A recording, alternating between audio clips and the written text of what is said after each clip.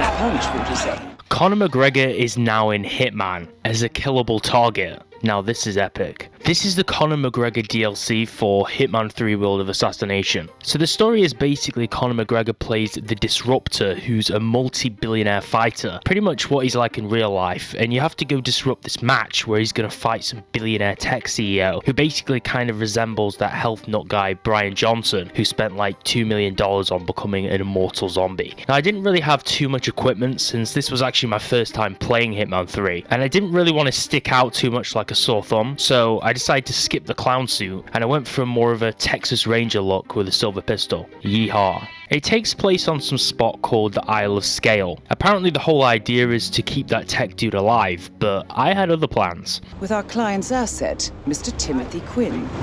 The Disruptor is out for blood. So remember, you need to keep Quinn safe as his life depends on it.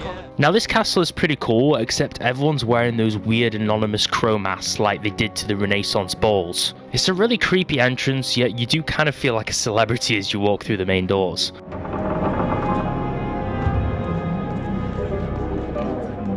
This spot is basically like a weird anonymous billionaire party on some castle island. It's like you're playing some Epstein Island mission in a video game or something. Pretty creepy. Apparently there's a few ways to do this mission, but I chose the most fun way. And there was Conor. That is the Disruptor, multi-billionaire combat sports fighter. He has over 100 victories under his belt, so be careful.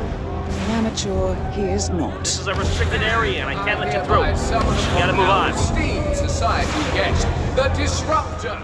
His voice is pretty funny. Now I can't really tell if it's his real voice or some crusty Irish game developer doing some poor imitation, but it does sound good enough, I guess. Now, You ain't allowed to be in here, sir. Yeah, and don't come back. The For your own Disruptor. Make him feel welcome. Off. No way. I'm gonna rip this. Interesting. Also, I don't really know why nobody questioned why I was there. I guess I could have been some billionaire Texas oil tycoon, but as the only one not wearing a mask, I felt pretty out of place. Apparently there's a no holds barred rule where someone basically can just replace one of the fighters if something happens. So if one were to, let's say, have an accident, then the show would go on, right? Why am I asking? No reason. Well, Conor basically kicks the bejesus out of this dude on the first round.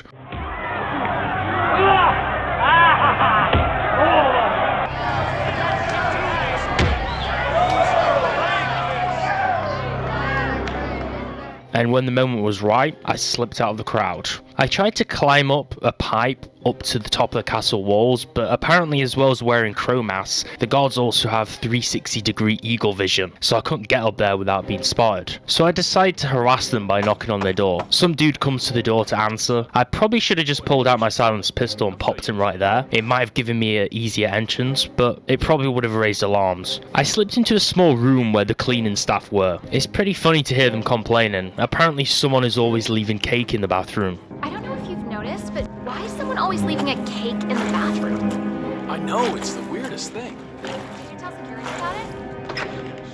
And there was literally cake in the bathroom. See if you can spot it. So I had the genius strategy to use coins as a decoy to guide them gently to the domain that I had in the bathroom. The annoying thing though was that two people heard me, so I had to take them both out. And whilst they were being greedy, taking all my money, I popped them both back in the skull. I hid in the bin, but apparently nobody heard anything or cared about the cleaning staff, so I just put them in the bathroom cupboard. I also found a pair of spare keys which should be useful later. I disguised myself as a French waiter. Goodbye, cowboy suit. I'll miss you. The oldest trick in the book. Works every time. And I did the exact same with the last two. Now this one was a little messier however, because NPCs can't really be hidden if you've already used a container to put two of them in. So being a professional agent, I just dragged them behind the cupboard out of sight. Well, hopefully.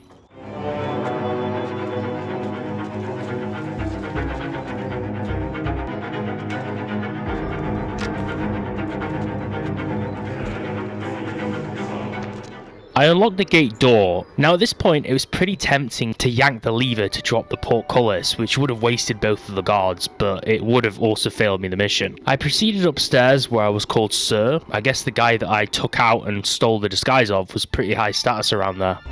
Hi, sir.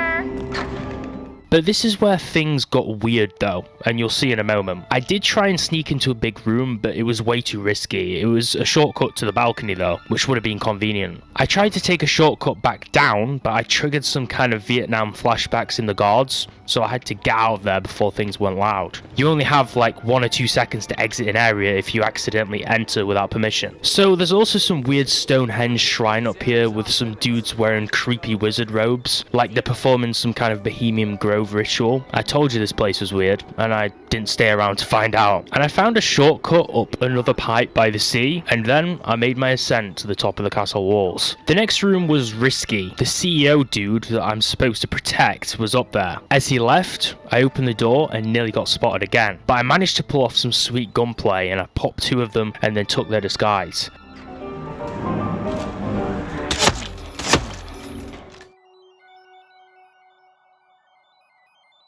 Luckily for me though, there was another convenient crate behind to dump them in. Also, I wiped the security and disabled all the cameras, just because it's the smart thing to do. I climbed up another pipe onto the roof. Apparently there's cannons up here that you can use. I'm sure this is probably one of the ways that you can kill him in the mission, by just shooting a cannonball at the arena. That probably would have been a better ending actually. Anyways, I'd wasted enough time, so another round had started, but I had a plan B. Whilst avoiding those hooded special agent dudes with rifles, I guess the only people who actually knew who I was and could spot me in my disguise, I snuck onto the VIP balcony with the other robe-wearing rejects, and then I rung the bell to call another timeout on the round. Hey, what do you think you're doing? Hey. That's my job. Your job? You were given a signal. I didn't see that. I'm sorry. And that is the bell, gentlemen. This means that this is the end of the round. Don't go very far. I will summon you soon. Yeah, again, I don't know how anyone didn't suspect this, because the second round had only just started. As the trillionaire tech mongoloid slipped past me below, I dropped down the pipe and I followed him and this unhinged spec ops dude that he was with into the last room. Luckily the other guards were in the crate, so they weren't onto me yet. So at this point there's 2 targets. I'm barely blended in here, but the good old coin trick is still a charmer. I flipped out a shilling onto the floor and then dropped the guard. Now, the CEO guy didn't hear me at this point, but I honestly nearly failed the mission here because I missed almost a full magazine on the tech geek. I was literally trying to just shoot from the hip and unload on him, but luckily he's either too slow or too dumb. And yet again, no spot to put them in, so they just went in the corner. Now I was disguised as the tech sap. It was time to take advantage of the replacement clause and secure my victory as the next UFC star. Now, it'd be funnier if they just thought I was the tech dude, even though I look completely different, but they did recognize that I was a replacement fighter. But they also didn't get suspicious of where the dude vanished to and why he didn't come back, and why I'm just a bald dude with a barcode printed on the back of my neck. I'm here on behalf of Mr. Quinn to invoke the right of second. Oh, for f***'s sake, I was going light on him. I knew that little coward wouldn't show sooner or later. I'll slap the lips off this baldy. Manners, Mr. Disruptor. Well, it looks like Mr. Quinn has invoked the right of second. So, to fill his place, we have Mr... Sorry, I didn't catch your name. Doe. Just Doe. Yeah, you look like though. Mr. Doe will take his place. Now, let the fight begin. Any last wishes, baldy? No. I'll bait the head of you. It's hilarious fighting Conor though, because he's basically just constantly dissing you throughout the fight, yet Agent 47 with his skinny arms absolutely annihilates him somehow. It's as if he's like an android or a Terminator coming from Skynet. I'll just let you watch the footage, because obviously this is the best part of the mission.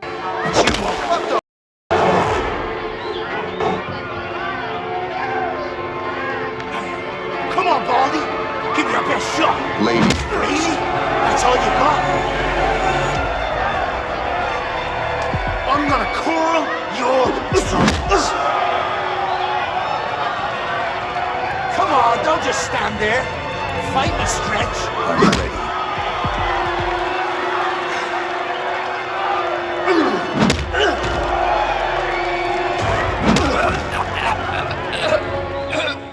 And And I love how when the Disruptor gets killed in the cage, nobody even reacts in any insane way or even cares. It's just another casualty of some fight. And then Agent 47 just merrily jogs back out of the castle, back down to the docks, totally carefree, and then escapes in his little red boat, James Bond style.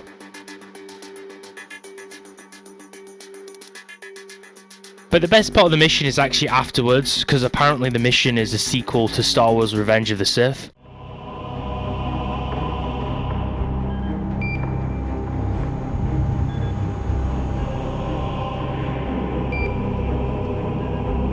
What the f?